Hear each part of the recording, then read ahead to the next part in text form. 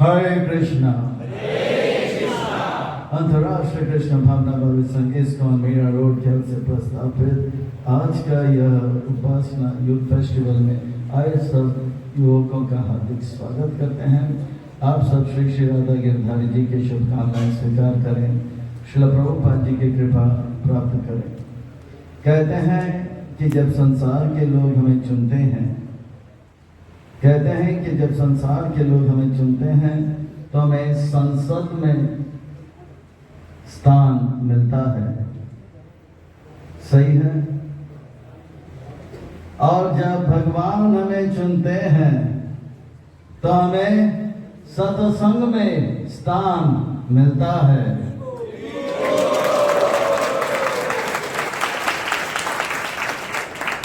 इसलिए जो भगवान से करे प्यार वो सत्संग से कैसे करे इनकार।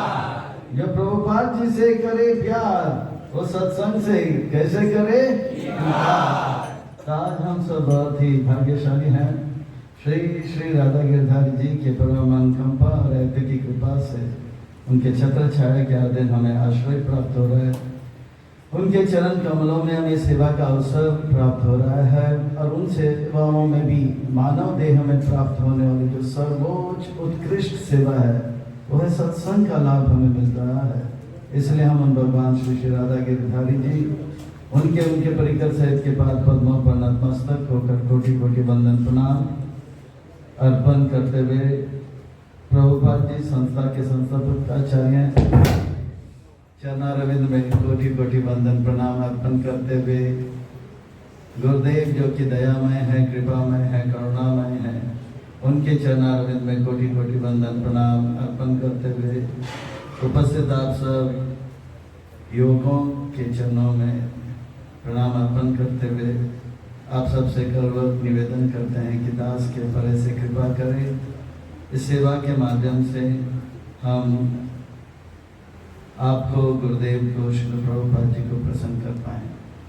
इन्हीं शब्दों के साथ आज के इस यूथ प्रोग्राम की ओर प्रस्थान करते हैं। ये युवा पीढ़ी जो है जीवन का एक बहुत ही नाजुक हिस्सा है। अगर हम इसका सही उपयोग करें तो जीवन बन जाएगा, अगर हम इसका दुरुपयोग करें तो जीवन जो है पूरी तरह से नष्ट हो जाएगा। जितने भी महान लोग हैं, क्रिकेटर हो या बिजनेसमैन हो या साइंटिस्ट हो, वो अपने युवा पीढ़ी में सही अपने जीवन का इस्तेमाल किए। और जितने भी चोर हैं, टेररिस्ट है, वो भी युवा पीढ़ी में ही सब जो भी चमत्कार करना था किए। तो ये युवा पीढ़ी बहुत ही एक नाजुक समय है। देखा जाता है जीवन में, जब हम छोटे रहते हैं तो बोलते हैं मैं एक दिन जवान हो जाऊंगा, और जब हम जवान रहते हैं तो हम सोचते हैं कि हम हमेशा जवान रहेंगे, और जब जो कोई बूढ़ा हो जाता है बोलते हैं काश मैं फिर से जवान हो जाता। तो जवान हर कोई रहना चाहता है, बच्चे भी बोलते हैं जवान होना चाहते हैं, जवान तो बोलते मैं हमेशा जवान रहूँगा, बूढ़े कहते हैं कि काश मैं फिर से जवानी मुझे मिल जाए। तो जवानी ज़्यादा समय रहता नहीं है, टक करके उड़ जाता है। पर ये जवानी जो है, ये जो युवा पीढ़ी है, इसका सदुपयोग करना है। जब बच्चे रहते हैं, माता पिता के आश्रय में रहते हैं, तो थोड़ा सा आज़ादी मिल जाता है। तो आज़ादी जब मिलता है तो जिम्मेवारी के साथ से आज़ादी को लेना चाहिए। गैर जिम्मेवारी के साथ आज़ादी लेंगे तो हमारा जीवन जो है बहुत घातक हो सकता है। 4 प्रकार के युवा होते हैं। एक होते हैं लड़के, दूसरे होते हैं बटके, तीसरे होते हैं अटके, तो चौथे होते हैं लड़के। लड़के आपके क्लास में हो सकते हैं।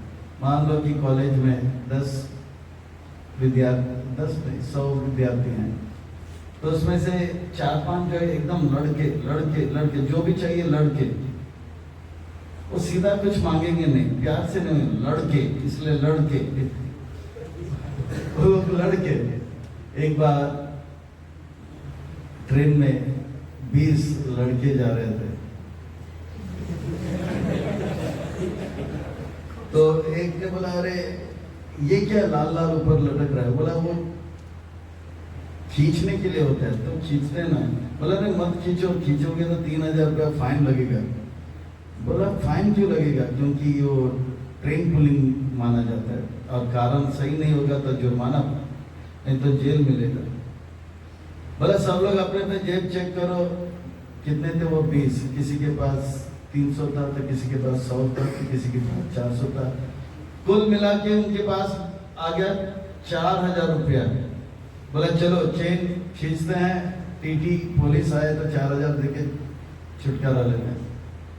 तो वो था लड़कों का सरदार, पर उनका जो उप सरदार था वो प्रेसिडेंट था वो लड़कों के समाज का वो प्रेसिडेंट था। तो वाइस प्रेसिडेंट ने बोला अरे अब ये उनके जेब में कितने पैसे आ गए? 4000 रुपया। अब 4000 रुपया भी नहीं जाएगा और चेन भी खींचेंगे, और बोला कि पुलिस आएंगे तो जेल में लेके जाएंगे। बोला जेल भी नहीं जाएंगे, जुर्माना भी नहीं भरेंगे, तो कैसे क्या होगा? देखो कोने में एक वृद्ध सज्जन था, धोती कुर्ता में, जपमाला में जप कर रहा था, हरे कृष्ण कृष्ण कृष्ण हरे हरे, हरे राम तो वो जो था बड़े जोश में आ गए थे। लड़के जोश में होते हैं पर होश में नहीं होते। तो बोला कि चेन खींचेंगे, जब पुलिस आएंगे तो बोलेंगे ये बुढ़ा ने जो है चेन खींचा, इसी को जेल लेके जाओ। वो बुढ़ा रोने लगा, भैया मुझे छोड़ दो, मैं यहाँ पे थोड़ा समय के लिए, मुझे दूर जाना है, मुझे बेटी के घर जाना है, मुझे छोड़ दो। चुप, और चेन खींच ली। अभी सब हंस रहे थे, ये जेल जाएगा, ये जेल जाएगा। वो बोला ऐसा मत करो, मैं आप सबका दादाजी जैसे हूँ, पिताजी जैसे हूँ। अरे चुप, क्योंकि वो लड़के हैं, है ना, जोश में आते हैं पर होश नहीं होता है, लड़के। तो एकदम से पुलिस आ गया, टीटी आ गया, किसने किया ये? अभी सब लोग मुस्कुराते 20 के 20, पर इतने में वो बूढ़ा जो सज्जन था वो उठ गया, मैंने चेन खींचा। अभी 20 के 20 हैरान, कोई कुछ बोला नहीं। मेरे जेब में 4000 रुपया था, 4000 रुपया, 4000। लड़कों ने मुझे मारा पीटा, 4000 रुपया दिया। उसके जेब में 4000 रुपया उसके जेब में।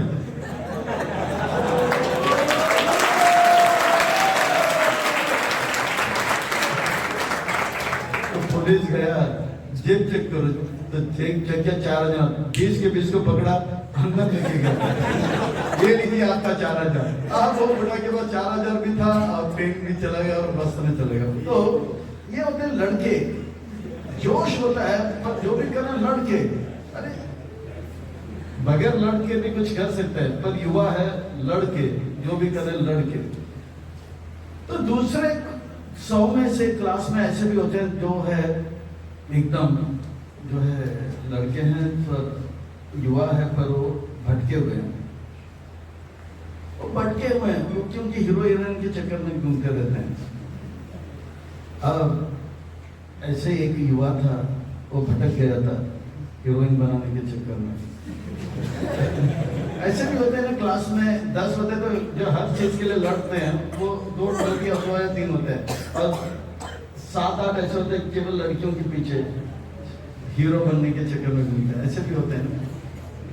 तो एक भिखारी था, बोला बाबू 100 रुपया दे दो ना, बाबू 100 रुपया दे दो ना। भिखारी हो के 100 रुपया मांग रहे हो, क्या बात है? बाबू मोबाइल चार्ज करना। अच्छा, भिखारी हो के मोबाइल चार्ज करना, क्यों मोबाइल चार्ज करना चाहते हो? बाबू गर्लफ्रेंड से बात करना चाहता है। ये युवा है पर वो भटका हुआ है, वो तो लड़के ये भटके थे। तो अच्छा, भिखारी ने गर्लफ्रेंड बनाया? नहीं बाबू नहीं, गर्लफ्रेंड ने भिखारी बना दिया।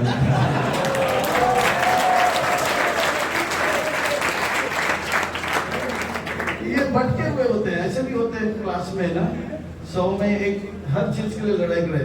देखते हैं ना टीचर क्या बोलते हैं, देखते हैं ना, अरे वो लड़के होते हैं, लड़के, फिर कुछ भटके जिसके लिए भी चाहे स्टाइल मार के रोज डे, ये डे वो डे, तो ये हुए भटके। अब जो है अटके, ज्यादा करके युवा अटके में होता है, फंस गया होता है। जीवन में क्या होगा, अगर नौकरी नहीं मिलेगा तो क्या होगा, अब क्या करना पड़ेगा हमको।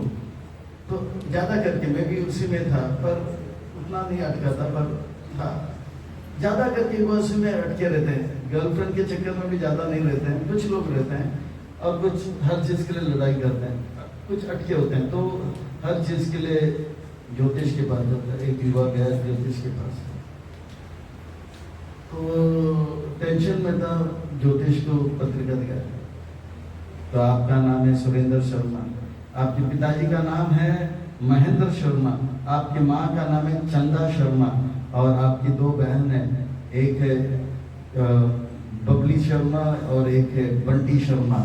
और कल जो है आपके घर में 10 किलो चावल, 15 किलो गेहूं और 5 किलो शक्कर है। तो ये युवा जो था, स्वामी जी आप अंतर्यामी हो, अंतर्यामी एकदम खुश होकर बोला, आप अंतर्यामी हो, बताओ क्या बताना?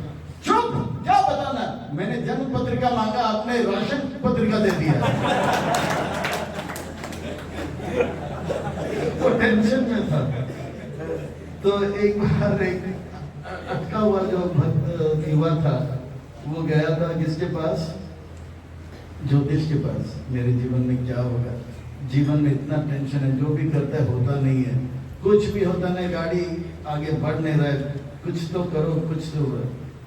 जन्म पत्रिका दिया, बोला बेटा आपके सर पे शनि का 7.5 मंडरा रहा है, बताओ 200 रुपया दो, 200 रुपया दो, आपका शनि के दोष को दूर कर देता हूँ। बोला स्वामी जी मेरे पास 200 रुपये नहीं। अरे 100 रुपया दे दो, आपका ये जो दोष है दूर कर दूंगा। 100 रुपया भी नहीं। अरे 50 रुपया दो, मैं आपका दोष दूर कर दूंगा। बोला 50 रुपया भी नहीं। 10 रुपया दे दो, 10 रुपया दे दो, मैं दोष निकाल दूंगा। 10 रुपया भी नहीं। अरे जा तू जा, तेरे पास 10 रुपया भी नहीं है, शनि क्या आपका बिगाड़ेगा, आपके पास कुछ भी नहीं। तो ये अटके हुए, ये अटके हुए हैं। एक है लड़के, फिर दूसरे हैं भटके, जिसके लिए भी रोज डे, ये डे, लव डे, पता नहीं girlfriend day, picnic, excursion, style मारते हैं, फिर कुछ अटके होते हैं। पर कुछ लोग जो है वो जो है लटके होते हैं। लटके यानी कि क्लास में अच्छा पढ़ाई करते हैं, नौकरी भी अच्छा मिल जाता है, पर नौकरी तो अच्छा मिल जाता है, उनका प्रोफेशनल लाइफ, बिजनेस लाइफ अच्छा होता है, पर उनका जो कैरेक्टर जो है वो ठीक नहीं रहता है। एक बार जो है एक व्यक्ति नया कलेक्टर बन गया था, कलेक्टर बहुत बड़ी बात होता है।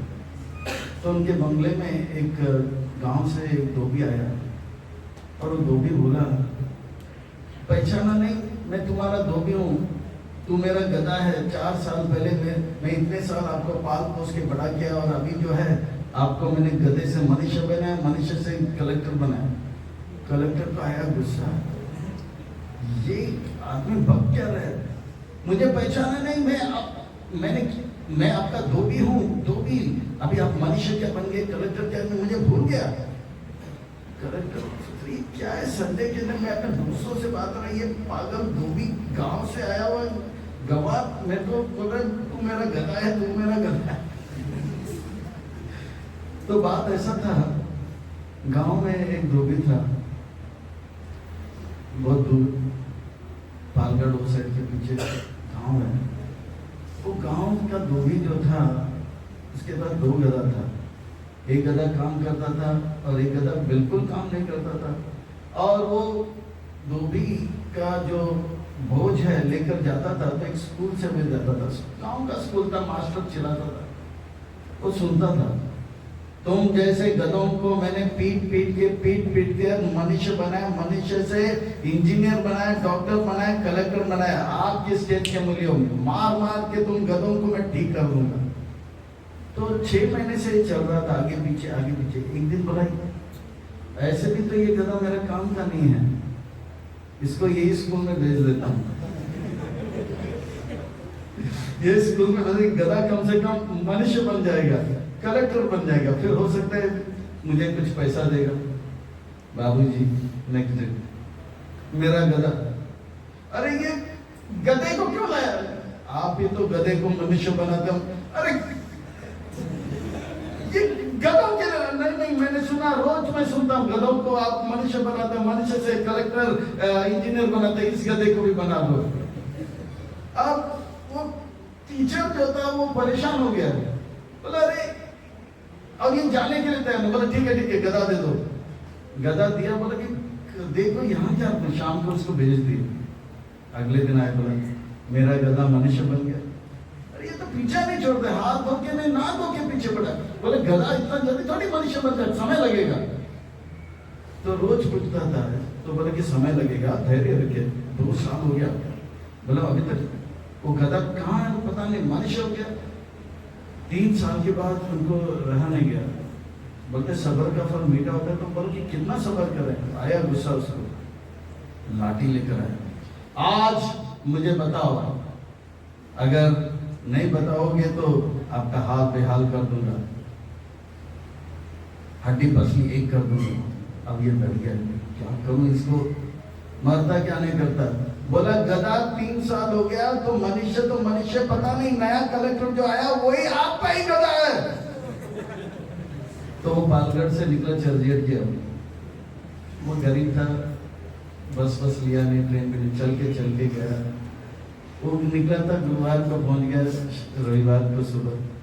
और कलेक्टर का आज क्या छुट्टी था, नया पैजामा आयरन था, कुर्ता आयरन था। अपने दोस्तों को बुलाया, कलेक्टर होता है तो बंगला होता है तो बहुत सुंदर गार्डन होता है, तो गार्डन में कॉफी पी रहा था और दोस्तों को बुलाया था। जैसे ये फटीचर आया था, धोबी, कलेक्टर मेरा गधा, इतने शान के साथ आप चाय पी रहे हैं, कलेक्टर बन गया।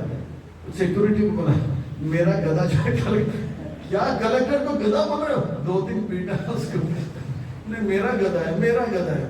तो वो बोला कि इसका अक्ल लगता है चकरा गया है, स्क्रू ढीला है। तो ये रुक गया, डर गया था, सिक्योरिटी भी बहुत टाइट था।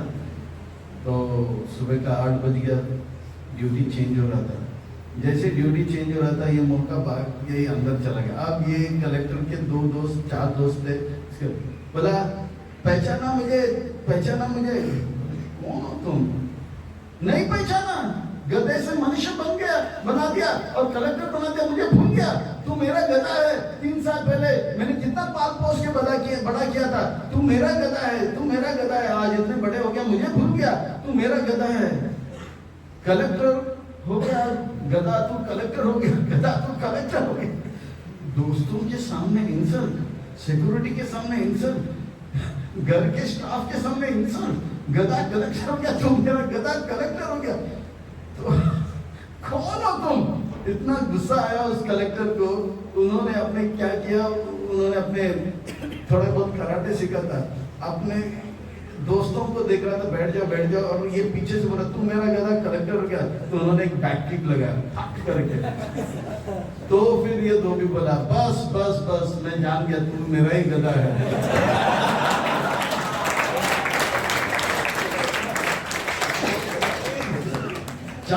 4 साल पहले भी कुछ काम नहीं करता तो मैं तुम्हें डांटता तो पीछे से पाँव मारता था गधे की तरह। आप गधे से इंसान क्या बन गए वो तो ठीक है, पर आपका जो प्रवृत्ति है गधे वाला वो चला नहीं गया। भले वो इंसान बहुत बड़ा चार्टर्ड अकाउंट बन जाए या बहुत बड़ा डॉक्टर बन जाए, इंजीनियर, पर उनके कैरेक्टर नहीं होते गधे जैसे या पशु जैसे प्रवृत्ति, ये लटके हो जाते हैं, वो लटक जाते हैं जीवन में, कैरेक्टर उनका आगे बढ़ता नहीं।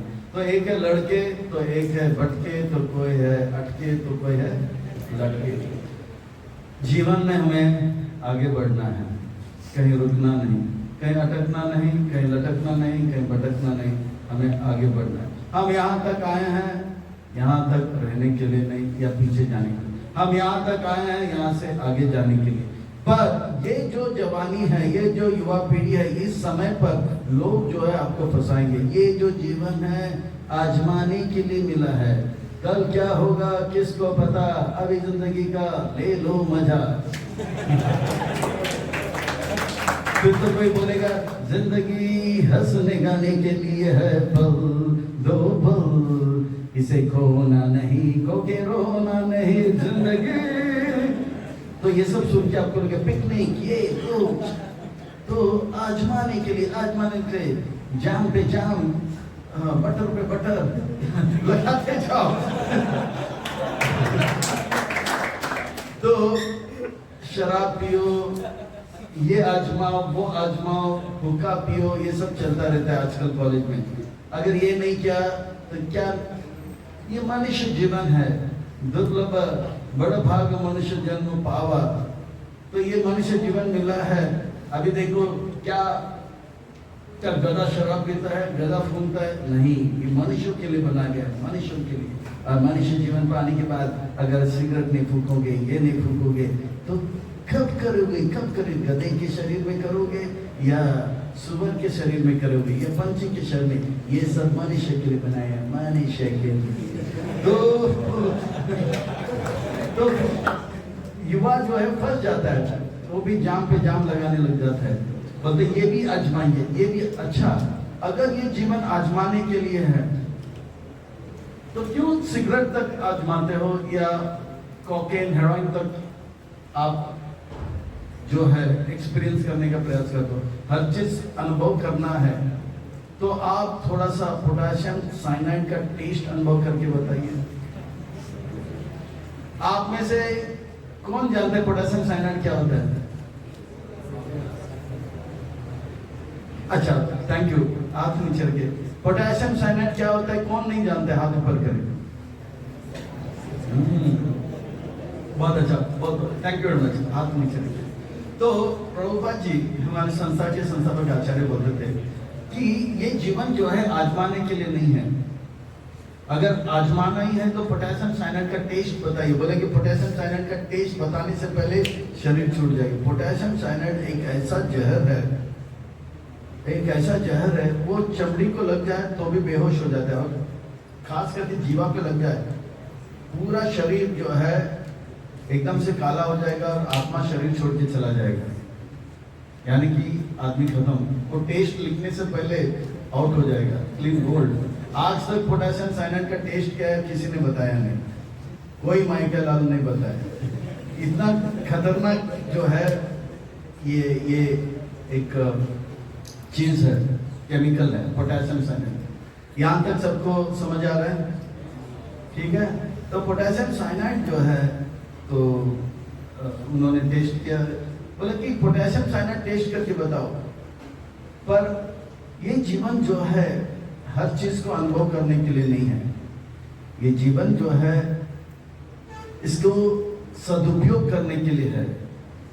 शास्त्र में बताया गया है कि ये मनुष्य शरीर मिला है, एक ऐसा अनमोल रत्न है ये मनुष्य शरीर। इसमें एक ही काम करना है, बाकी कुछ नहीं करना है, और वो एक काम है, ये मनुष्य शरीर का जो है उपयोग भगवान की सेवा में लगाना है। ये हर शास्त्र कहता है, हर साधु कहता है, हर गुरु कहता है कि इस शरीर को भगवान की सेवा में आप लगाइए।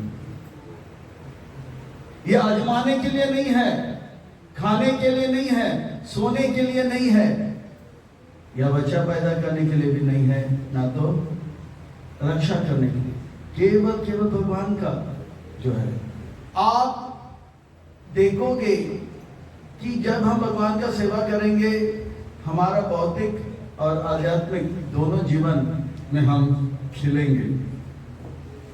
ये मनुष्य शरीर को अगर आप ध्यान से देखेंगे तो कितने हमारा जो बुद्धि है, मनुष्य है 5 फीट 6 फीट का, पर देखिए इस पूरे पृथ्वी में मनुष्य जो है अपना राज्य जो है स्थापित किया है। हाथी मनुष्य से ताकतवर है, शेर मनुष्य से खूंखार है, पंछियों में गीद इत्यादि बहुत तेज उड़ता है, पर मनुष्य जो है सबके ऊपर अपना राज्य रखा है। क्यों? है कमजोर, पर उनके पास क्या है? बुद्धि। ये मनुष्य की खूबी यह है, इस मनुष्य शरीर की खूबी यह है कि हमारे पास ऐसा तेज बुद्धि है कि हर समस्या का हम समाधान कर सकते हैं। जो भी समस्या आए तो उसका समाधान कर सकते हैं, प्रॉब्लम आए तो सॉल्व कर सकते हैं। ये मनुष्य शरीर का खूबी है। एक छोटा से बच्चे के हाथ को खरोच आ जाए, बच्चे के हाथ में खरोच आ जाए तो वो बच्चा क्या करेगा? आपके बचपन बीत गया, मैं जानता हूं। मान लो कि खरोच आ गया, कभी खरोच आया किसी के हाथ में बचपन में, आपने क्या किया? आपने क्या किया? क्या किया? क्या किया? आपने क्या किया? डेटॉल लगाया। सही बोला। आपने क्या किया? या आपने जो वो मेडिसिन लगाया, जोर से बोलो, नाम क्या है? सोफ्टामाइसिन लगाया। बहुत बुद्धिमान है। आपने क्या किया? हाँ, उसे थूक लगाने से भी ठीक हो जाता है, और कुछ लोग हल्दी लगा देते हैं। यानी कि प्रॉब्लम है तो तुरंत उसका सॉल्यूशन हम ढूंढ लेते हैं। पर आप देखोगे कुत्ते के समाज में, या कबूतर को मैंने देखा, एक बिल्ली को भी देखा, एक कुत्ता, उनके सर को लग गया था, सर में चोट लग गया था, पर वो कुत्ता जो है ना तो सफ्रोमाइसिन लगाया, ना तो उन्होंने क्या किया, हल्दी लगाया, ना डेटॉल लगाया, ना तो वो डॉक्टर के पास गया, क्योंकि कुत्ते के समाज में डॉक्टर नहीं है। इनके पास इतना बुद्धि नहीं है, उनके पास इतना बुद्धि नहीं कि ये प्रॉब्लम को सॉल्व करे।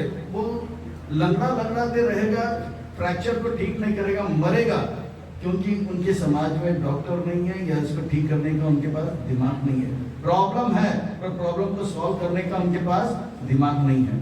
मनुष्य के पास वो बुद्धि है जिससे प्रॉब्लम है तो प्रॉब्लम को सॉल्व कर सकते। तो प्रॉब्लम है क्या?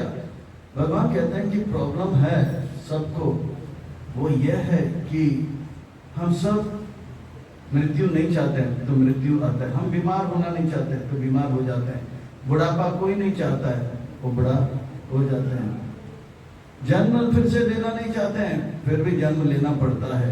ये जन्म मृत्यु जरा व्याधि, ये जो है असली समस्या, और उस समस्या का समाधान करने के लिए बुद्धि किसके पास है? अगर इस शरीर का सदुपयोग करे तो उसका समाधान कर सकते हैं।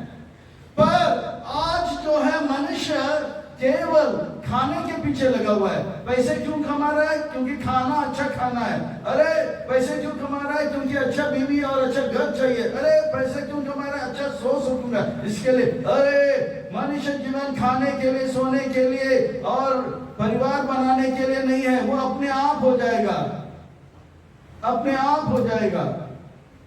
हम पिछले 25 साल से ना तो नौकरी कर रहे हैं, ना तो बिजनेस कर रहे हैं, फिर भी हमारे लिए बढ़िया से बढ़िया गाड़ी आता है, घूमने के लिए, सेवाओं के लिए और रहने के लिए सबसे अच्छा व्यवस्था भी है। और सुबह ठीक 9 बजे हमारे लिए चपाती आता है, कितने 2 टाइप का, गरम गरम, एक घी लगाकर, एक बिना घी लगाकर, और 2 प्रकार के सब्जी आता है, सूखा सब्जी और गीला सब्जी, और दाल भी गरम गरम आ जाते हैं, और चावल अलग से आ जाता है। हम ना तो नौकरी करते हैं, ना तो बिजनेस करते हैं। पिछले 25 साल से मेरा बैंक बैलेंस कुछ नहीं है। बैंक बना है क्योंकि पासपोर्ट बना है, उसमें 5,000 रुपया नाम के लिए रखे, पर जो है कुछ हमारे पास सेविंग नहीं है। फिर भी पिछले 25 साल से एकादशी के दिन भी बढ़िया फीस्ट हो जाता है। ऐसा बड़े बड़े सेठ को नहीं मिलता है, वैसे सुविधा हमको मिलता है। पर हम करते क्या पूरा जीवन, हम करते क्या पूरा दिन? 4 बजे उठते हैं, स्नान करते हैं, फिर भगवान के मंदिर में जाते हैं, मंगल आरती, तुलसी आरती, नरसिंह आरती करते हैं, बस 16 माला जप करते हैं। फिर 9 बजे हो जाता है भागवतम क्लास के बाद चपाती रेडी। भगवान के बारे में चित सेवा करने के लिए मनुष्य शरीर मिला है। तो बोलेगा आप जैसे टकला हम क्यों बने? कोई बात नहीं, आप टकला मत बनिए, कोई बात नहीं, इंजीनियर बनिए, आप डॉक्टर बनिए, चार्टर्ड अकाउंटेंट बनिए, पर वो कलेक्टर के जैसे मत बनिए। एक अच्छा इंसान बनिए, एक अच्छा डॉक्टर बनिए, राजा बनिए पर राज ऋषि बनिए, डॉक्टर बनिए तो डॉक्टर ऋषि बनिए, आप इंजीनियर बनिए तो इंजीनियर ऋषि बनिए, आप एक्टर बनिए तो एक्टर इंजीनियर एक्टर ऋषि बनिए, डायरेक्टर बनिए आप डायरेक्टर ऋषि बनिए, प्रोड्यूसर बनिए प्रोड्यूसर ऋषि बनिए, चाहे आप चार्टर्ड अकाउंटेंट बनिए तो ऋषि बनिए, भक्त बनिए, कैरेक्टर को बढ़ाओ। ठीक है, हमारे जैसे टकला होने की जरूरत नहीं है आपको। तो टेंशन मत लीजिए। तो ये जो है आपको भौतिक लाभ भी मिलेगा। पर आज लोग पैसे क्यों कमा रहे हैं? क्योंकि अच्छा खाए, जीने के लिए खाते हैं कि खाने के लिए जीते हैं? अब कंफ्यूज हो रहे हैं। हम लोग खाने के लिए जीते हैं, नहीं जीने के लिए, नहीं खाने के लिए। मैं भी कंफ्यूज। अरे जीने के लिए खाते हैं कि खाने के लिए जीते हैं? जीना है इसलिए खाना है। तो देखिए भगवान कहते हैं खाना हमको खाना है, आहार निद्रा, आहार युक्त आहार युक्त विहार युक्त चेस अबोधसा युक्त शोक अबोधसा। ये जो है हमको आहार भी लेना है, सोना भी है, खाना भी है, पर कितना हमें खाना है? इतना खाना है जिससे कि हमारा कृष्ण की सेवा जो है बढ़ाए, वैसा आहार हमें लेना। सोना है ताकि सोकर भगवान का सेवा और अच्छी तरह से करे। तो मनुष्य शरीर में करना क्या है? सेवा। किसका? कृष्ण का। ये एक बात अगर पकड़ ले, ये मनुष्य शरीर बुद्धि से भरा हुआ है और इस बुद्धि में हम क्या करते हैं? विचार करते हैं। ये मनुष्य शरीर जो है और कैसे अच्छा कृष्ण का सेवा करें, इसके लिए दिया गया है। ये human body is a thinking machine. ये मनुष्य शरीर विचार करने वाला यंत्र है। और किसके बारे में विचार करने का यंत्र है? ये कृष्ण के सेवा करने के बारे में विचार करने वाला यंत्र है। हम खाते भी हैं ताकि अच्छी तरह से सेवा करें, सोते भी हैं तो अच्छी तरह से, युक्त आहार युक्त विहार। तो हम जो है सोते भी हैं, खाते भी हैं, पर और अच्छा सेवा करने के लिए। पर खाने वाला जो शरीर है वो हाथी का है। Elephant body is a eating machine.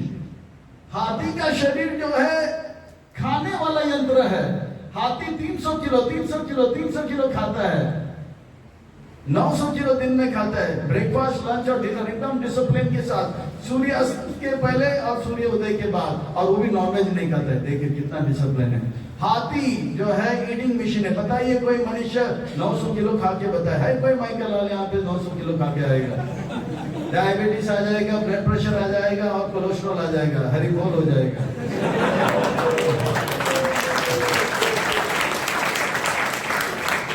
Human body is not eating machine. मनुष्य शरीर खाने वाला यंत्र नहीं, हाथी का शरीर खाने वाला यंत्र है। पोलार बेयर का नाम सुना है आप लोग ने? सबने? वो कितना महीना सोता है? 6 महीना साल का वो सोता रहता है। बताए है कोई माइकल लाल मीरा रोड में जो 6 महीना सो के दिखाए? वो शरीर जो है, पोलार बेयर का शरीर जो है, इट्स अ स्लीपिंग मशीन। ये पोलार बेयर का जो शरीर है वो क्या है? सोने वाला यंत्र है, सोने का यंत्र है। 6 महीना सोता है, उसको कुछ नहीं होता है, ना तो बीच में पेशाब आता है, टट्टी आता है, ना तो उसको कीड़े मकोड़े खाते हैं। मनुष्य अगर 8 घंटे से ज्यादा सोएगा तो उसके शरीर से सॉलिड लिक्विड और गैस निकलेगा। वो जाना पड़ेगा उसको, नहीं तो बहुत हाल बेहाल हो जाएगा। तो अगर मान लो कि वो सो भी गया, 2-3 दिन सो गया, तो जितने भी कटमल है, जितने भी मच्छर है, उनके लिए संडे लो फिश रोज हो जाएगा। उसके खून चूस के ले लेंगे, 6 महीने में वो उसका चमड़ी भी निकल जाएगा, मांस भी निकल जाएगा, हड्डी रहेगा और आत्मा वैसे ही पड़ा रहेगा। तो मनुष्य शरीर सोने के लिए नहीं है, मनुष्य शरीर खाने के लिए नहीं है। Human body is not a eating machine, human body is not a sleeping machine, human body is a thinking machine. Human body is not a child producing machine. मनुष्य शरीर बच्चा पैदा करने वाला यंत्र नहीं है, बच्चा पैदा करने वाला यंत्र नहीं है। अगर मनुष्य, मच्छर का जो शरीर है वो बच्चा पैदा करने वाला यंत्र है। मच्छर जो है 200 बच्चे एक साथ पैदा कर लेता है, बस फिर 200 है। कोई माइकल जो 200 बच्चा पैदा करके बताएगा, एड्स आ जाएगा, एसटीडी आ जाएगा, हाल बेहाल हो जाएगा। मनुष्य शरीर बच्चा पैदा करने वाला यंत्र नहीं है। मनुष्य शरीर जो है it's not a child producing machine. Human body is a thinking machine. Human body is a thinking machine. Thinking about one bird girlfriend. वो शरीर मच्छर का शरीर है, ठीक है। Human body is thinking about Krishna. अब human body is not a defending machine, ये रक्षा करने वाला यंत्र भी नहीं। आप कछुआ को देखा है, कछुआ को देखा है आप लोग ने? कछुआ के 2 हाथ होते हैं, 2 पांव होते हैं, एक सर और एक पूंछ, और जैसे खतरा आता है सर, पूंछ, हाथ, पांव अंदर चला जाता है, वो अपना रक्षा कर लेता है। ह्यूमन बॉडी जो है, ये कछुआ का जो शरीर है वो रक्षा करने वाला यंत्र है, पर मनुष्य शरीर जो है रक्षा करने वाला डिफेंडिंग मशीन भी नहीं है। मनुष्य शरीर इतना फ्रेजाइल है, थोड़ा सा ठंड आएगा तो हमको स्वेटर पहनना पड़ता है, और थोड़ा सा गर्मी हो जाए तो हीटर चालू करना पड़ता है। हमें कपड़ा चाहिए, हम बाहर से भी कमजोर, अंदर से भी कमजोर। हमें खाना जो है कच्चा मिलेगा तो ज्यादा नहीं चलेगा। अब देखिए 84 लाख यूनियों में 80 लाख यूनियन तो सब कच्चा खाता है, मनुष्य ही पका हुआ चीज खाता है। और 84 लाख यूनियों में 80 लाख यूनियन तो कपड़े ही नहीं पहनते, एक लंगोट भी नहीं पहनता कोई। देखा किसी को मंदिर में लंगोट पहना था? ये हाथी ने लंगोट पहना था। अरे इतना भी बुद्धि नहीं है उनके पास, एक छोटा सा लंगोट पहनना चाहिए। पर मनुष्य शरीर जो है इतना फ्रेजाइल है, कपड़े हमको पहनना होता है, नहीं तो जो है वातावरण जो है। हमें देखिए, सोने के लिए हमको बिस्तर चाहिए और कमरा चाहिए। 80 लाख यूनियों में किसी के पास कमरा उमरा कुछ नहीं है, सब खुलेआम सो जाते हैं। उनका शरीर में बल है, डिफेंडिंग मशीन है। Human body is not a heating machine. Human body is not a sleeping machine. Human body is not a defending machine. Human body is not a child producing. मनुष्य शरीर जो है विचार करने वाला यंत्र। कृष्ण के बारे में विचार करें, कृष्ण के बारे में जितना हम सोचेंगे उतना हम खुश होते जाएंगे। कृष्ण के बारे में हम जितना सोचेंगे उतना हम खुश होते रहेंगे। क्योंकि कृष्ण जो है खुशियों का स्रोत है, आनंद के सागर हैं। हम जिसके बारे में सोचेंगे वैसे हम हो जाएंगे। अगर हम अपने परिवार के बारे में सोचेंगे तो हमारे परिवार में जितनी खुशियां उतना ही खुशियां हमें आएगा। अगर हम देश के बारे में सोचेंगे, हमारे देश में कितने लिमिटेड खुशियां उतना ही खुशियां आएगा। इंडिया अगर जीता है तो हम लोग बांग्ला नाचेंगे, और इंडिया हार गया तो कुछ लोग तो सुसाइड भी कर लेते हैं। पर कृष्ण जो है इज द हैप्पीएस्ट पर्सन, और कृष्ण के बारे में सोचेंगे तो हम भी हमेशा खुश रहेंगे। तो human body is about thinking about Krishna, और कृष्ण के बारे में हम सोचते रहेंगे तो हमारी चेतना जो है खुशियों की ऊंचाई को हम छूने लग जाएंगे। खुशियों की ऊंचाई को हम जो है will go to higher realms of happiness। देखिए, आपने बहुत सारे यंत्र देखे हैं, cycle, motorcycle, auto, car, truck, train, पर ये सब है। पर एरोप्लेन कुछ खास है। एरोप्लेन क्या है? कुछ खास है। एरोप्लेन टेक ऑफ करता है तो ऊंचा बहुत ऊंचे चला जाता है। बॉम्बे का सबसे बड़ा बिल्डिंग कितना मंजिल का है? स्काई स्क्रेपर बोलते हैं। कितने मंजिल के हैं? Tallest building. अडानी अंबानी का जो है कितना 80, कितने फ्लोर से? मैंने सुना बॉम्बे में तो इंडिया का सबसे टॉलेस्ट बिल्डिंग है, लोअर परेल में 80 फ्लोर वाला है। मान लो कि हवाई जहाज टेक ऑफ करता है तो शुरू में ये जो है गगनचुंबी इमारत, स्काई स्क्रेपर बोलते हैं, वो बड़े दिखते हैं। फिर बाद में ऊपर फ्लाइट जाता है तो वो छोटा नहीं होता है, पर हमारे लिए क्या मैच बॉक्स जैसे लगने लग जाता है। वो है 20 या 80, पर वो हमारे लिए मैच बॉक्स। और जाते तो चींटी जैसे छोटा हो जाता है, फिर और जाते तो एक राय जैसे होता है, और ज्यादा जाते हैं ऊपर तो एक बिंदी जैसा होता है, एक छोटा सा पॉइंट जैसा होता है, फिर और ऊपर जो दिखता ही नहीं। वो बिल्डिंग क्या छोटा हो गया?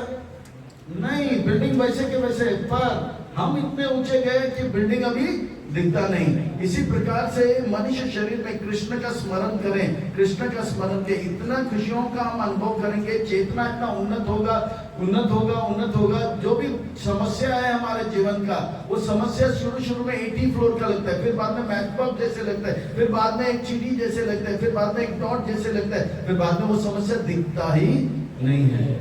यह है मनुष्य शरीर की कमाल। और ये मनुष्य शरीर में हम कर सकते हैं, और ये मनुष्य शरीर में हमें करना चाहिए, इसलिए मिला है।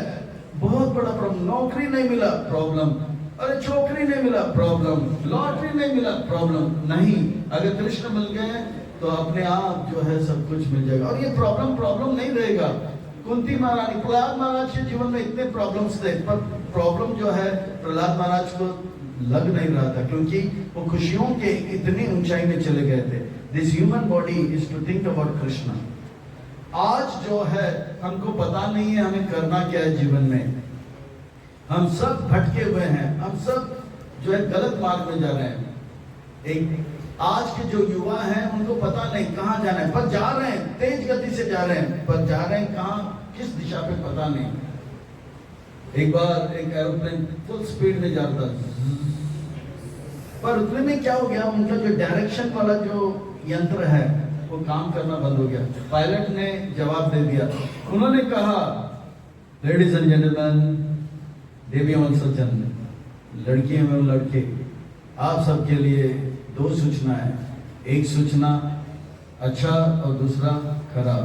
अच्छा सूचना यह है हम तेज गति से जा रहे हैं, और दूसरा जो सूचना है खराब, वो है कि हमारा जो है दिशा यंत्र वो काम नहीं कर रहा है, किस दिशा पे जा रहा है हमें पता नहीं। यानी कि बहुत पहाड़ है, उसमें जाके ठोकर मारेगा या एक समुद्र में जाके डूब जाएगा, तो यही होगा। हमारा भी ये हाल है। पैसे कमा रहे हैं 20 लाख रुपया एवरी मंथ, कुछ लोग 50 लाख रुपया हर महीना खरीद रहे हैं, मिल रहे हैं हमको, पैसा तो मिल रहा है, पर किस दिशा पे जा रहे हैं हमको पता नहीं, दिशा हमको पता नहीं, और दिशा बताने वाला कोई है ही नहीं। एक बार मीरा रोड में युद्ध जो है बाइक में जा रहे थे, शाम का समय था, रात हो गया था। वो बाइक में 1 नहीं 2 नहीं 3 नहीं 4 लोग बैठे थे। कितने? और हेलमेट भी नहीं पहने थे। पुलिस उस दिन उनका नाइट ड्यूटी था, रुको, गलती कर रहे हो। एक तो 4 जन बाइक में बैठे हैं, हेलमेट नहीं है और हेडलाइट भी नहीं है, 3 गलती कर रहे हो और स्पीड भी ज्यादा था, 4 गलती कर रहे हो, रुको रुको। तो जो बाइक चलाता था बोला, दारोगा जी, पुलिस जी, साइड हटो। मान लिया कि हमने 4 गलती किया है, हेलमेट नहीं है, 4 जन बैठे हैं, स्पीड भी बड़ा है, लाइट भी नहीं है, पर आपको हम सूचना देते हैं इसमें ब्रेक भी नहीं है, हट जाओ। तो पुलिस जो था साइड में हट गया। तो ये जो जीवन है हमारा, हम तेज गति में जा रहे हैं, हमें पता नहीं, ना तो हमारे पास ज्ञान का प्रकाश है, भगवत गीता भागवतम का हमारे पास कोई नॉलेज नहीं है। बताइए आप में से कितने लोग भगवत गीता रोज पढ़ते हैं? नहीं है, एक दो आप गिनती के हैं। तो प्राय कोई नहीं पढ़ता है, भगवत गीता से नॉलेज लेते नहीं है। कॉलेज में आपके जितने भी दोस्त हैं, सका हो या सकी, आज बीच में छटके भी आ गया, तो भगवत गीता नहीं पढ़ते हैं। जो भी है, ना तो ज्ञान का प्रकाश है हेडलाइट, ना तो इंद्र संयम करने का ब्रेक है। रात को खाओ पियो, दिन को आराम करो। बम्बई से आया मेरा दोस्त को सलाम करो। अरे रात को खाना नहीं चाहिए, या तो कुछ चीज को नहीं खाना चाहिए। जो चीज को नहीं खाने के लिए कहा वो हम खाते हैं, और जो चीज को नहीं पीना चाहिए वो पीते हैं। तो ये सब चल रहा है इंद्र संयम करने का। जो चीज नहीं देखना है वो लोग नेटफ्लिक्स में देख रहे हैं। अब क्या करें? तो वो पुलिस को भी आया गुस्सा, बोला कि मैं छोड़ूंगा नहीं। वो भी बाइक लेके गया, टुक टुक टुक टुक टुक, रोक दिया उनको, उठा, चालान निकाला। बता नाम क्या है तुम्हारा? एक ने बोला राम। नाम क्या तुम्हारा? दूसरे ने बोला लक्ष्मण। नाम क्या तुम्हारा? बोला भरत। नाम क्या तुम्हारा? शत्रुघ्न। पिताजी का नाम क्या है? तो आया सर, मेरा नाम है रावण, चलो ना।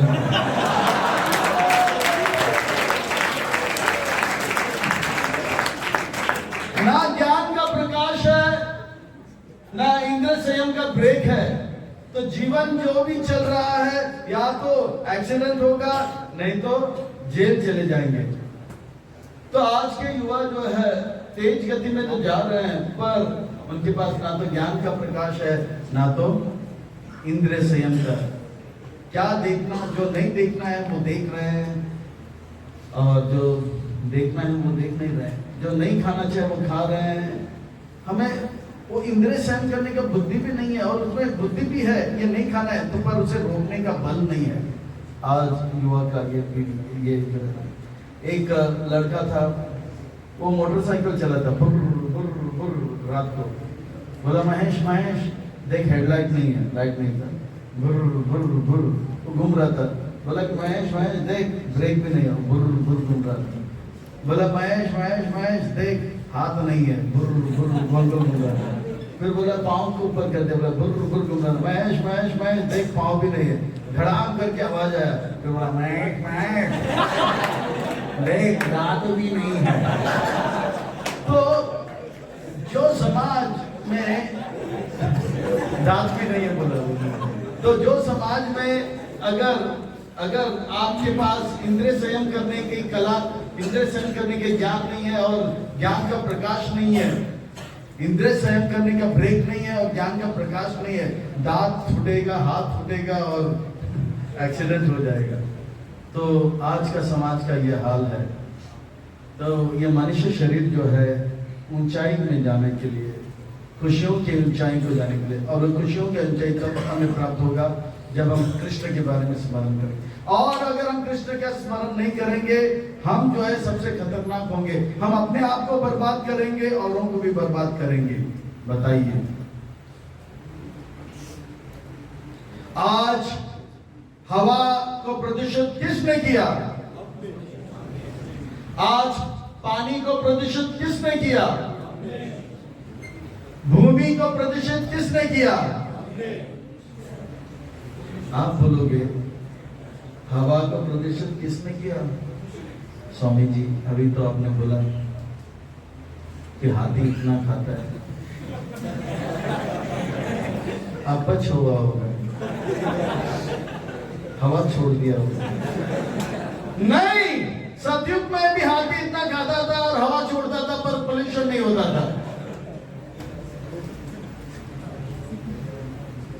हवा को प्रदूषित किसने किया?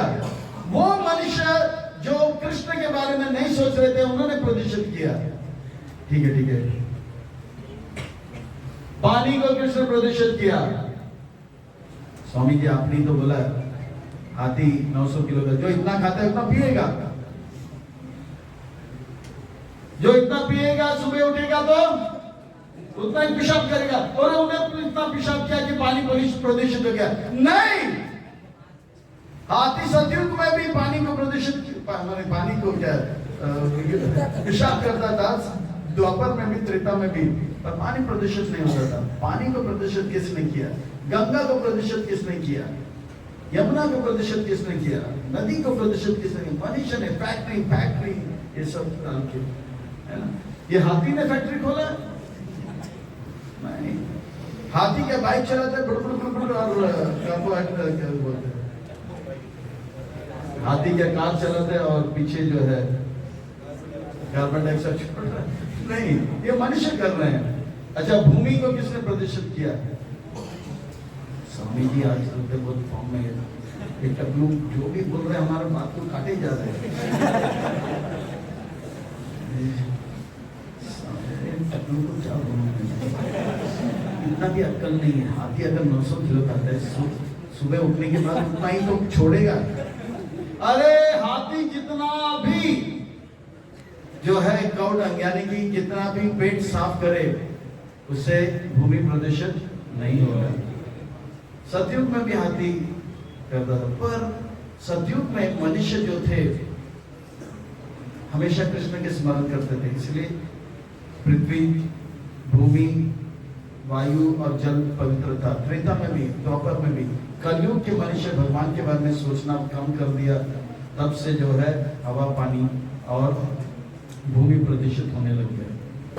भूमि प्रदूषित हो। अगर हम कृष्ण के बारे में नहीं सोचेंगे, हम खुद समस्या में रहेंगे, हम खुद परेशान रहेंगे और औरों को परेशान करेंगे। अगर हमें औरों को परेशानी से निकालना है और खुद परेशान हमें नहीं रहना है, तो हमें क्या करना होगा? इस मनुष्य शरीर में इस तेज बुद्धि से कृष्ण के बारे में स्मरण करना है। अगर ये नहीं करेंगे, हम खुद समस्या बनेंगे और दुनिया में समस्या को बढ़ाएंगे। ये मनुष्य शरीर टेक ऑफ करने के लिए आया है। तो मीरा रोड से एक पायलट था, वो हवाई जहाज में घूम रहा था। ये लास्ट है, इसके बाद अब सबके लिए प्रसाद है, ड्रामा है और ये सब। तो एक मीरा रोड से एक पायलट था, वो एरोप्लेन लेकर गया, घूम फिर के दुबई से वापस जैसे आया तो उनकी पत्नी ने फोन किया मोबाइल में, ट्रिंग ट्रिंग ट्रिंग ट्रिंग। बोला, देखो जी घर में बटाटा नहीं है, आलू नहीं है। अब होम मिनिस्टर का फोन आ गया, ये पायलट एकदम टेंशन में आ गया। वो इतना टेंशन में आ गया कि वो हवाई जहाज से उतरना भूल गया, सीधा हवाई जहाज लेके सेंटा क्रूज एयरपोर्ट से वो सीधा जो है अंधेरी के सब्जी मंडी में जाने लग गया। अरे रुको रुको रुको, अगर मान लो कि एयरपोर्ट में अगर मान लो कि एरोप्लेन जो है अगर एयरपोर्ट से बाहर निकल जाए, वो बोले अरे रुको रुको रुको, कहाँ जा रहे हो? तो बोला अरे होम मिनिस्टर का फोन आ गया। होम मिनिस्टर का फोन यानी कि वाइफ का फोन आ गया। होम मिनिस्टर का फोन आ गया है, वो बोला कि घर में आलू नहीं है। वो इतना टेंशन में आया कि एरोप्लेन लेकर गया। अरे रुको रुको रुको, अगर एरोप्लेन अगर जाता है सड़कों में, पहला क्या होगा? इलेक्ट्रिक पोल टूटेगा, छोटे छोटे दुकान टूटेंगे, छोटे छोटे घर टूटेंगे। अरे बाबू कहाँ जा रहे हो, कहाँ जाओ? अरे आलू लेने के लिए एरोप्लेन नहीं है, उतर नीचे। आलू लेने के लिए साइकिल है, मोटरसाइकिल है, बाइक है, कार है। अरे आलू लेने के लिए नीचे उतर, आलू लेने के लिए। अरे होम मिनिस्टर ने बोला तो क्या साइकिल लेके जा, आलू लेके। अरे इलेक्ट्रिक पोल तोड़ा, उसका पैसा कौन लेगा? घर थोड़ा छोटे मोटे, अरे इसका पैसा, अरे घर तोड़ दिया मेरा, पैसा निकाल। नीचे उतर। पुलिस आएगा, वो पायलट को बोलेगा नीचे उतर पहले, उसका पासपोर्ट लेगा, उसका लाइसेंस लेगा। आपसे आप एरोप्लेन नहीं चला सकते, साइकिल और घूम आलू लेते रहे। पुलिस बोलेगा अरे एरोप्लेन दिया है आपको ऊंचाई में जाने के लिए, दूर मंजिल को प्राप्त करने के लिए। अरे आलू खरीदने के लिए एरोप्लेन ले रहा है, नीचे उतर। इसी प्रकार से मनुष्य शरीर को हम लेकर जो है खाने पीने के चक्कर में घूमेंगे तो भगवान बोलेंगे अरे अरे अरे अरे मनुष्य शरीर लेकर आपको भगवान कृष्ण का स्मरण करके खुशियों के ऊंचाई में जाना है। अरे नीचे होकर खाने के लिए आप सोने के लिए मनुष्य शरीर इस्तेमाल करते हो, ये सोने के लिए हाथी का शरीर। नीचे उतर अब निकल मनुष्य शरीर से, जा हाथी के शरीर में, जा मच्छर के शरीर में। और इस प्रकार से मनुष्य शरीर का दुरुपयोग करेंगे तो हमें जो है ये दुर्लभ मनुष्य शरीर से निकाला जाएगा। तो इस मनुष्य शरीर का सदुपयोग करना है। ये मनुष्य शरीर जो है कम समय के लिए मिला है, 100 साल तक मिला है, 80 साल तक मिला है। इसमें हमें क्या करना है? कृष्ण भगवान के बारे में विचार, इसके लिए ट्रेनिंग लेना होगा। अभी हम लोग गर्लफ्रेंड के बारे में सोचते हैं, पिक्चर के बारे में सोचते हैं, और नौकरी के बारे में सोचते हैं, लॉटरी के बारे में सोचते हैं, तो ये सब चलता रहता है। पर हमें जो है राधा गिरधारी के बारे में सोचना है, इसके लिए मनुष्य, और ये संभव है, इट इज पॉसिबल।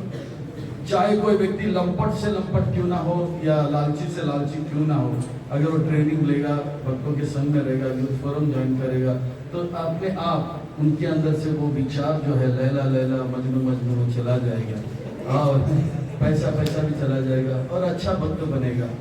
चाहे आप इंजीनियर बनो तो एक अच्छा इंजीनियर बनोगे, आप डॉक्टर बनो तो एक अच्छा डॉक्टर बनोगे, आप चार्टर्ड अकाउंटेंट बनोगे तो अच्छा चार्टर्ड अकाउंटेंट बनोगे। तो ये जो है फोरम का लाभ लीजिए, अपने जीवन को धन्य कीजिए। तो ये मनुष्य शरीर मिला है खाने के लिए नहीं, सोने के लिए नहीं, बच्चा पैदा करने के लिए नहीं, या रक्षा करने के लिए। ये मनुष्य शरीर किस लिए मिला है? बिकॉज ये मनुष्य शरीर क्या है?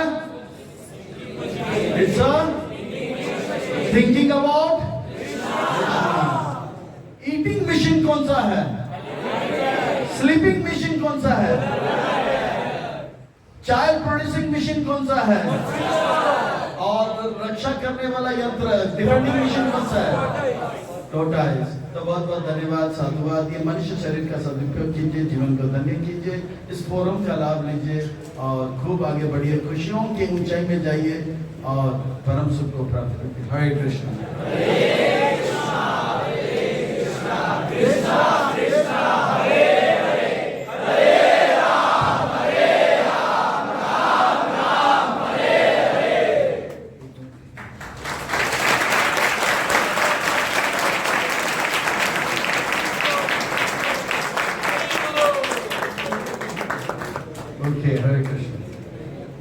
हरे कृष्णा हरे हरे, हरे राम राम राम हरे हरे। भक्ति करुणामय बनमाली स्वामी महाराज की जय, प्रभुपाद की जय, सकल भक्त वृंद की जय। बहुत बहुत धन्यवाद इस भक्ति करुणामय बनमाली स्वामी महाराज जी को। महाराज जी कीमती समय निकल के यहाँ पे इतना सुंदर संदेश दिया है हम लोगों को। देखिए कृष्ण भक्ति नहीं करने से क्या हो सकता है, आप सब लोग समझ गए निश्चित। तो इसीलिए सभी के पास निवेदन है, आप लोग जल्दी से जल्दी कृष्ण भक्ति आश्रय ग्रहण कीजिए और इसी प्रकार से भक्ति जीवन को अनुष्ठान कीजिए। ये महाराज जी का संदेश है। तो बहुत बहुत बहुत आभारी है हम महाराज के चरण में। महाराज जी इतना सुंदर समय निकल के आया है, आके हम लोगों को संदेश दिया है। तो महाराज जी को एक बार धन्यवाद प्रदान करते हैं। एक बार हरे कृष्ण महामंत्र उच्चारण करेंगे हृदय से।